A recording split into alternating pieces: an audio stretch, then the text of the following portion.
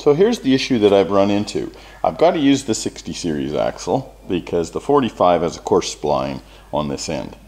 So I checked the length of the short side and they matched up beautifully. The splines on the back are identical. These areas here where the inner axle seal runs are identical. Burr fields are identical. That's the same. This is marginally shorter, but it doesn't matter because I'm obviously using the new hub system, so that'll be fine. Long side, which I didn't check, not so perfect. This one here's the 45, this one here's the 60. You can see it's a heck of a lot longer than the 60 series is. These two faces don't match up. Of course, these don't match up either. So what I've got to do is I got to disassemble these burr fields. Hopefully the burr fields are the same. And I got to take and use this axle shaft and this burr field.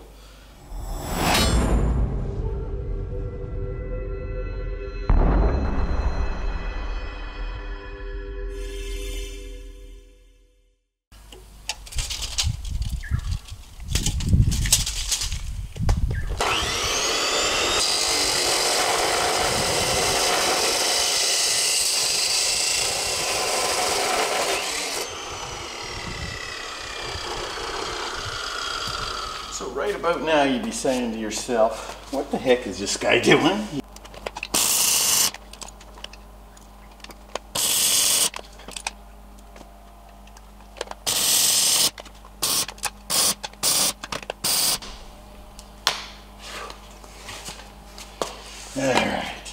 Alright, we'll start with our 60 series axle.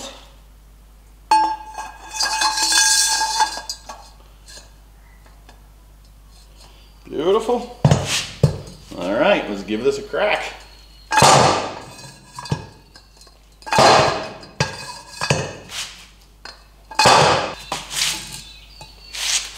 It worked. As it turned out, I just had to wail on it a little bit harder. Now for the 45 series axle.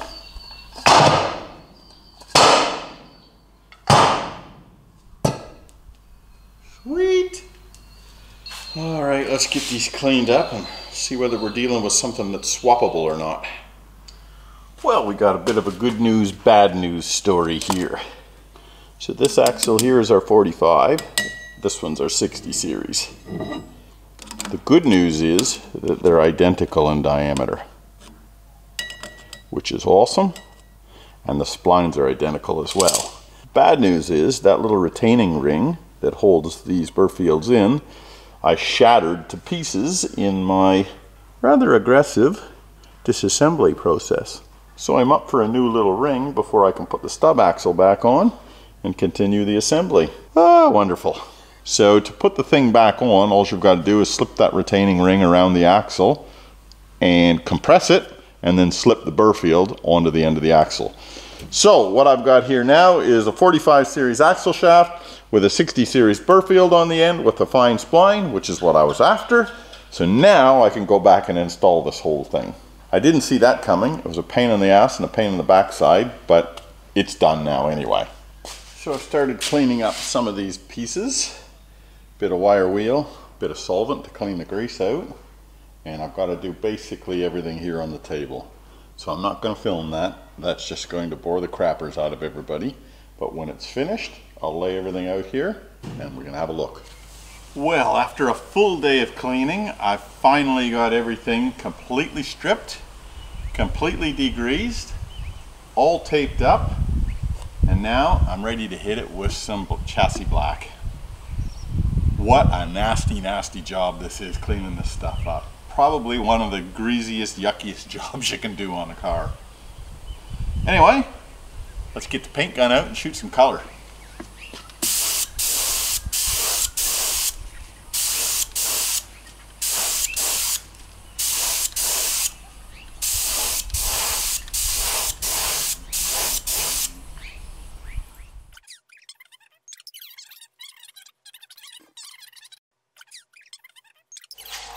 Well, after a good solid week's worth of work, here's where we're at. And before you go paying out on me for looking like Richard Simmons with my Let's Get Physical band, Just bear in mind that it's about 40 degrees today, and it's probably about 45 degrees in the shed. So I am sweating bullets at the moment, and this is the only way to keep the sweat out of my eyes. So back to what we've got here. Everything you see on the table here has either been reconditioned or is a new part. We got new brake rotors, we've got reconditioned calipers, we've got brand new wheel bearings repacked and ready to go, new races in the hubs. Everything is finished, and now it's time for reassembly. And thank goodness for that, because this is one seriously crappy job when you've got all this grease and pus that you're working with. However, there's one more pus job that I'm going to do before we get stuck into this. Now this diff is ready to be reassembled, but I thought to myself, before you go ahead and do that, it's a perfect opportunity to pull that diff pumpkin out now. It feels okay, but what I'd like to do is pull it out and just make sure that the gears aren't worn, that there aren't chipped teeth on it, whatever it is. So before I go ahead and reassemble this whole bloody thing, I am going to pull that diff pumpkin out and have a squiz. If it is a little bit crappy, I've got the one out of the 60 series diff, which was in fantastic condition, and I'll just simply swap that one in here because the ratios are both the same. So let's get stuck into that. I've already pulled the front tail shaft off, so the only thing left to do is get that pumpkin out of there. So I've undone all the bolts on the diff, and of course, it hasn't come out. So I'm gonna try and lever it up with this block of wood and a floor jack without tipping the Landcruiser off the hoist. Ha ha ha! That's got it. Sweet! I love it when a plan comes together. Okay, let me try and lift this pumpkin out of here without killing myself.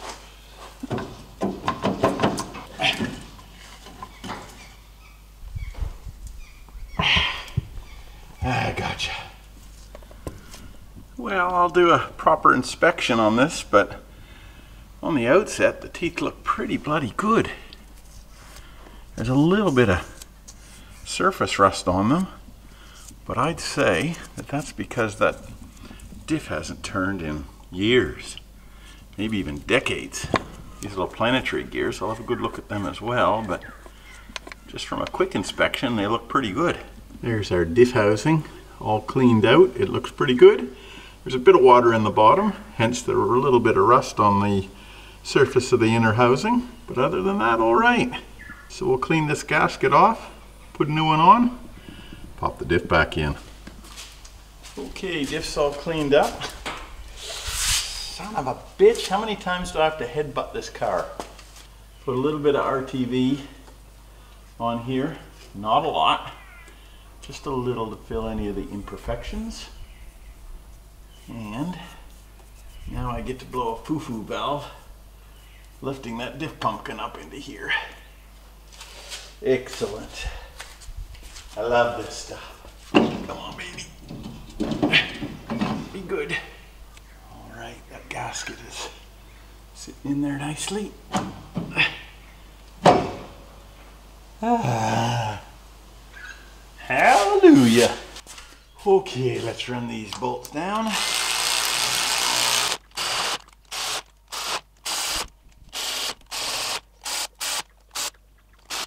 Okay, torque time. 34 foot-pounds apparently.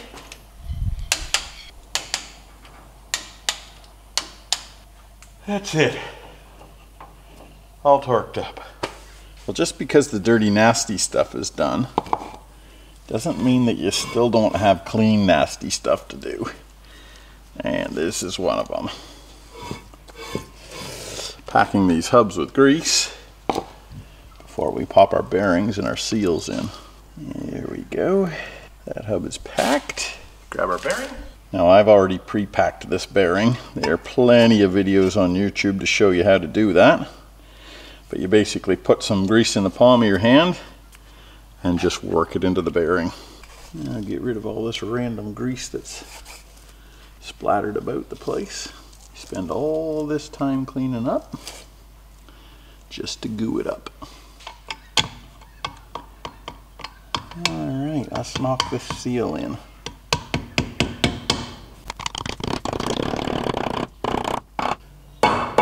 There we go. Now that's almost done. We just need to put our small bearing in this side. But before I do that, I'll actually run these studs back in, I think. Just in case any shit drops in there, I'd rather it not drop in the bearing. Now putting these studs in is just the opposite of the removal procedure. You sandwich 2 nuts on there so that you can get some purchase on it. There's a short thread and a long thread. Long thread goes into the hub. Short thread sticks proud. And I'm going to put a little bit of Loctite glue on these.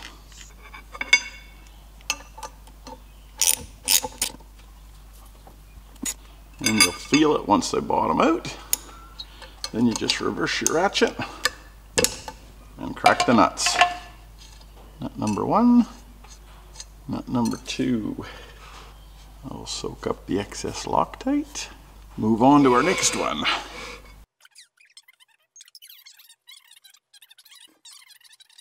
Now I'll rinse and repeat for the other side. Then we'll drop the bearing in there and we'll move on to the car. So I filled up the hubs with a bit of grease. This is just a preliminary fill. I will be putting more in it. Now, before we bring the hubs over, we've got to put our felt, our rubber seal, and our metal ring. So that sits on the back of the hub. Then that rubber sits there. Then that felt sits there. And then there's 2 half moon washers that hold the whole thing together. So, first thing, a felt. All right, there's our felt. Our rubber. Sometimes the rubbers have a little groove. If that's the case, the groove faces the felt. In my particular case, there isn't any groove on these, so they can go on either way. Ambidextrous rubbers. And then the ring, it's just got a split in it, and pop it over. There we go. First thing you've got is the hub itself. You can't mix up the sides because they're marked with left and right, so that's cool. You can't mix up front to back because these are your steering stops, which hit the diff here, so that's good. So the only other thing you could possibly do is put it on upside down, and if you line up that hole there with that hole there, like it was going to be installed, and had a look at it, you can see the angle, and that is the angle that your tire is going to be mounted at, and you'll go, you know what, that ain't right. Spin it around the other way, line those holes up, and it's dead straight up and down. So that's it. We know that that's oriented in the right direction now. So I'll just take a clean rag first and wipe those races out. Make sure that there's no crud in there. Get a bit of our bearing grease and pop it in there on the race. And then we will pop our bearing in there. Lovely. Now I'll grab my hub, which has been oriented in the right direction. We'll pop him on there, and I'll just set this bearing inside of that hub, just like that. So that's basically how the thing is going to be mounted. Next step, we get our steering arm. Again, you can't screw that one up. It's got an L stamped on it and an R stamped on it. So that's pretty simple, and that's mounted here. Before we do that, we need to pack it with some shims. Now I've kept my old shims. The new shims come in a kit. Now with these old shims, unfortunately I've changed the bearings now, and I've changed the races. So the measurements or the tolerances that these old shims have been taking up are completely gone and completely reset now. So it's a little bit of guesswork really to understand or to know which shims go in and how many of them. So I'm going to take a stab in the dark. They give you 2 thicker shims, which are about a millimeter in diameter, and 2 thinner shims, which are about 1/2 mil, maybe a bit less. I'm going to go with the 2 small shims on top and bottom, and then we'll check the preload and see whether I guessed right. And if I haven't guessed right, you got to undo it all and start all over again. Throw a little bit of grease down there. Pop our shim on, put a tiny bit of grease on our steering arm, and pop our steering arm down. There we go. Now we'll get our cone washers and our flat washers and run a couple of those down before we pop the bottom in. And in terms of washers, I got flat washers and lock washers, and I can't remember whether the flats were on the bottom or the top. So I'm going to take a guess. I'm going to put the flats on the cone washers, and I'm going to put the lock washers on the bottom where there are no cone washers. If I'm wrong, let me know in the comments, and I'll know that I'm wrong, but I won't change it because I don't want to take it apart again. I'll get my small shim out of the kit. Pop that on. Pop that on. Try and line that up.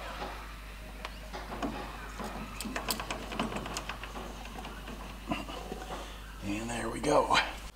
Now I'll get my Ugga Dugga gun. It's got 3 settings on it, so I'm going to set it to the lightest setting. And then we'll Ugga Dugga these.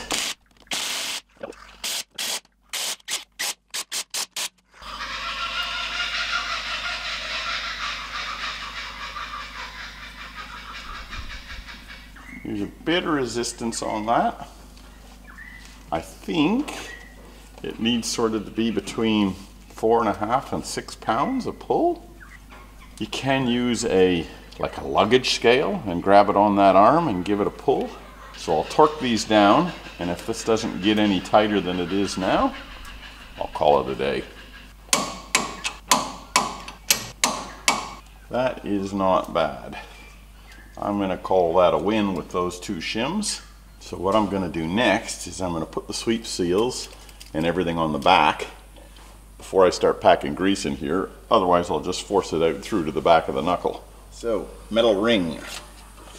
I'm going to put that slot at the bottom. Why?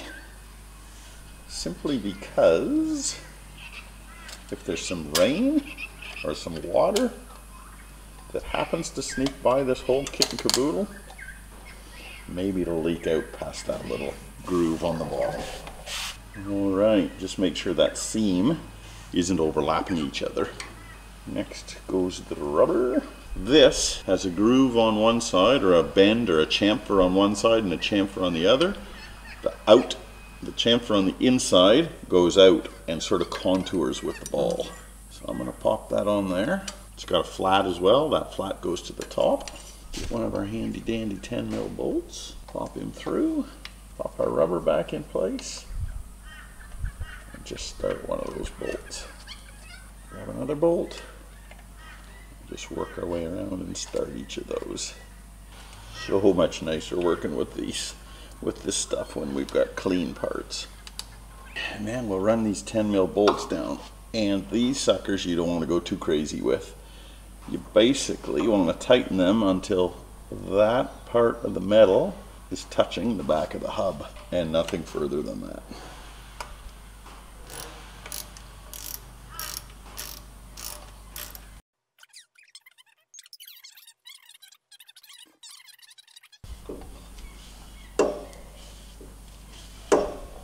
That's good, we'll lock it down there. Now I'll pack this hubba bubba with some grease.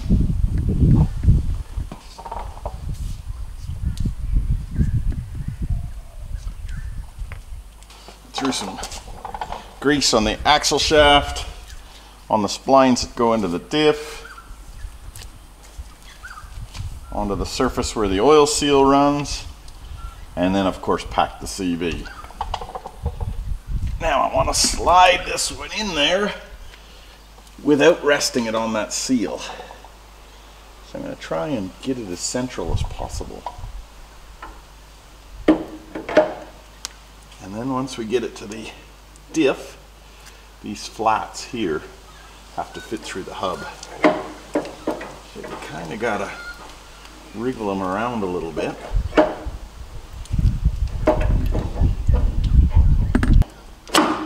Aha! There it is.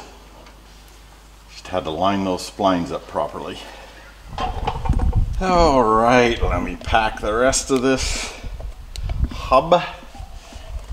Now that we've got our axle and CV in there, I don't know how much you're meant to put in here, but I've put a tub, basically.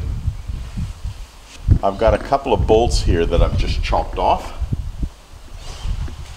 that fit inside this hub and just allow me to hang things off of it.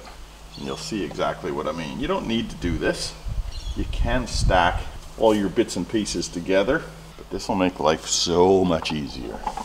Okay, I've got my spindle. That's all lubed up. Got my gasket. It's got 3 flat sides, as does the spindle. So that's pretty easy to line up. The spindle itself has this little area here, which is a drain, and that points down. So 3 flat sides, drain pointing down. So that little puppy goes on like this. Voila. Now we've got the 2 studs that we can hang the rest of the crap off of. And here's the rest of the crap that we've got to hang. We got another gasket. That little sucker has got a little dip in it, which is your drain. So we pop him on. Then you got your brake backing plate. This is a no-brainer because there's a little arrow on the top of it that tells you up. Just like so. Now we've got our dust seal that goes up the back of the hub, and it's got 2 flats, and those 2 flats line up with the flats that were on our stub axle. Pop that puppy there, and now we can grab our 14mm bolts and run them in.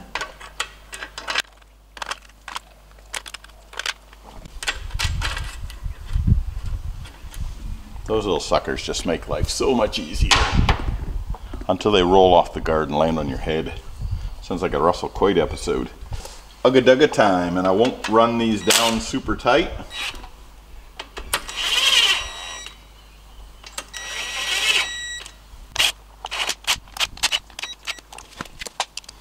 Okay, they're ugga dugged. Now we torque these little suckers down. And they are 34 foot-pounds. I'm going in a cross pattern like you would if you were tightening up wheel studs. As long as I can remember where I left off. That's it. 34 foot-pounds done. Next up, I get my nasty grease. I'm going to grease up the stub axle.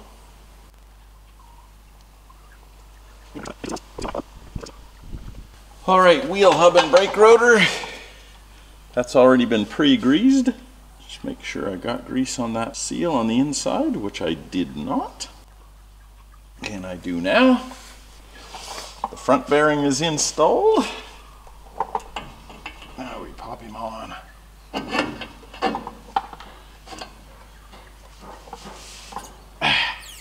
Push him on so that it sits over top of that seal in the back. Lovely. Now these components. So they gave me in the kit 2 brand new wheel nuts, that little brand new lock ring, and that bearing, I don't know what you call it, race face. So that's the new one, that's the old one, but look at the difference in the material thickness between those two. That's massive. So this old one's not in too bad a nick. I'm actually going to use that sucker again because that looks like cheap Chinese crap to me. So see you later. Pop on one hub nut. Fight like buggery to get started. This is another thing that makes life so much easier, is a proper socket, as opposed to knocking those around with a cold chisel or something. Lovely. Then I'm going to crank this down as hard as I can, within reason. And I'm going to spin my hub. Then I'm going to take my rubber mallet and beat the crap out of it.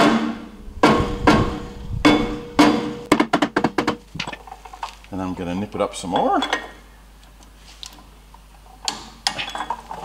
a little bit more out of it. Spin it. Beat it.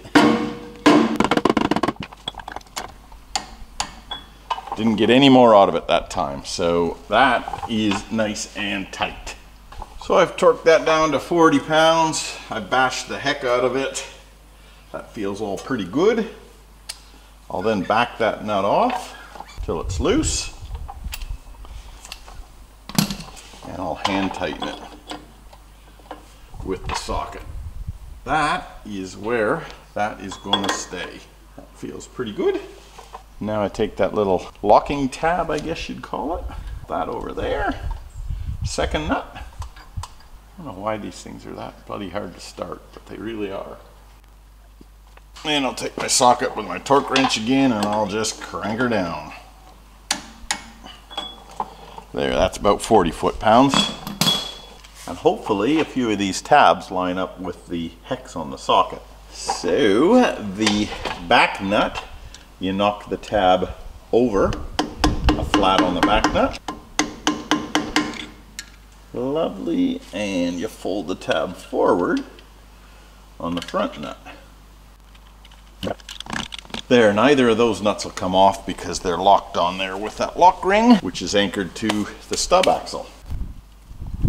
Start by fitting my gasket.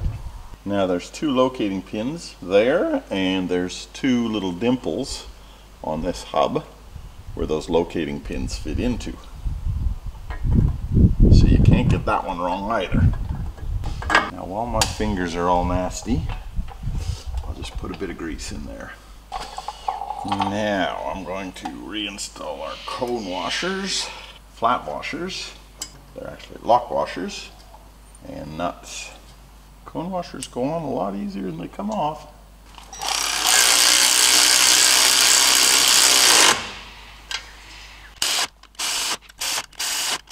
Okay, and now I'll torque these to spec.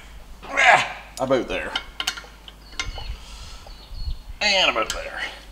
That is finished. Here's my little trick to installing that snap ring in there. I've just got a 8mm bolt, which I run into the end of the axle. That allows me to pull and hold the axle shaft out while I fit that snap ring. Probably got a little bit too much grease in there because I can't really see what I'm doing. Yeah, but once that snap ring goes on there in the groove, you should be able to feel it and just be able to rotate it, which I can, so I know it's seated in the groove.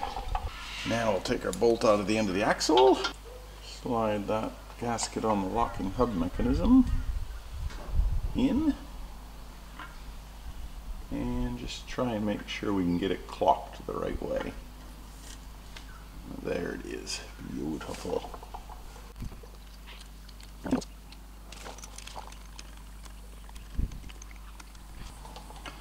Now I don't want to go too crazy on these because I broke one off before on my 80 series.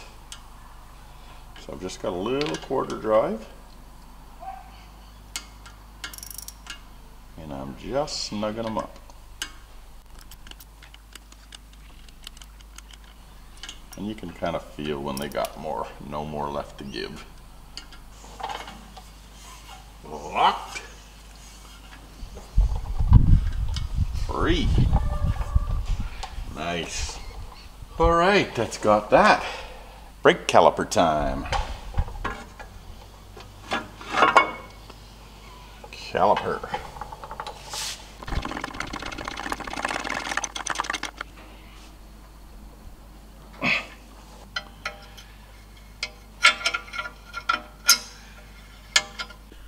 So when doing the conversion, here's one of the issues that I have found. This is the hub off the 45 series, and it's 50mm center to center.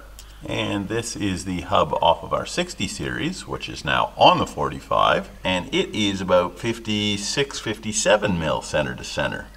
So if you're going to use the hub off the 60, you definitely need the steering arm off the 60 as well, because your one off your 45 won't fit, at least on the early model 45s. So the next dilemma that presents is on the end of the track rods, they actually don't fit in that steering arm on the 60.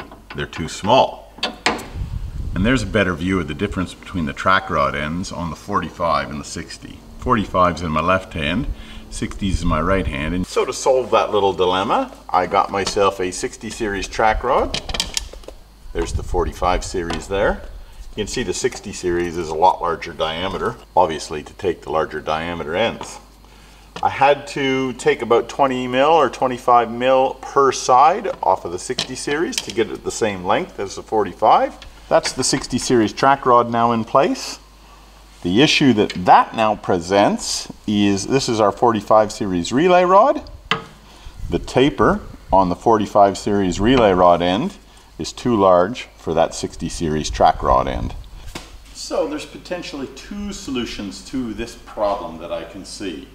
One is to buy a 60 series tie rod end and machine that thread down so it threads into the 45 series tie rod, or machine a collar that fits over this taper and builds it out a little bit so that it actually fits inside of the track rod end for that 60 series. So out of those two solutions, for me, machine down a collar, which I've done now, and that is all installed. So this is the 45 series relay rod, this is the 60 series track rod, and they fit in there just beautifully.